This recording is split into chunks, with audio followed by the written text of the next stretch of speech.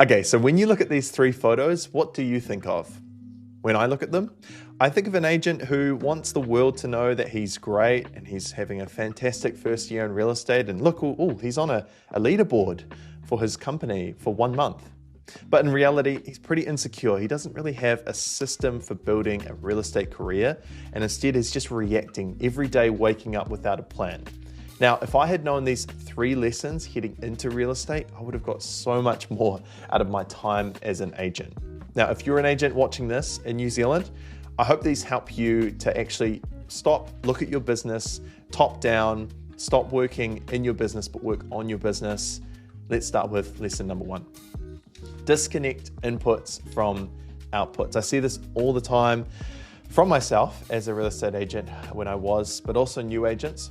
You're so focused on listing and selling homes that instead of focusing on the inputs, which you should be, of prospecting, having more conversations, and building your profile, you instead are just so desperate to list and sell that you come off desperate. You go into listing presentations needing the listing. You negotiate your rate all the way down. All of the fundamentals people teach you about negotiating, marketing, building a pipeline, nurturing, you forget because you're too focused on the outcome. So instead, this is your lesson. Be impatient with inputs and patient with outputs. All right, lesson number 2, just get in front of more people. Get in front of more people. My biggest strength was when I was sitting face to face with someone, a buyer or a vendor, or even just a friend or someone asking me questions about real estate. I was not strong at the details or the admin side of real estate, but if I just got into more one-on-one conversations, interactions, I knew I could win. Now, I think that this looks like building genuine relationships. And look, genuine is such a buzzword, but if you can just build more one-on-one connections with people, add value to them, then in 5 years when they're going to sell their house, they're going to remember how you made them feel. All right, last lesson, negotiate your career. This is blows my mind, seeing how many agents in New Zealand could be earning an extra 25, 30, 40% more in income with the same level of activity if they just negotiated their career.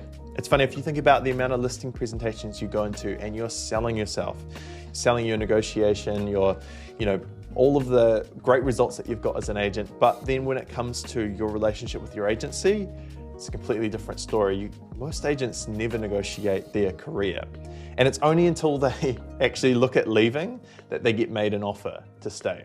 Now, what if you didn't have to threaten leaving and you just made it crystal clear the value you add and what you want to be paid?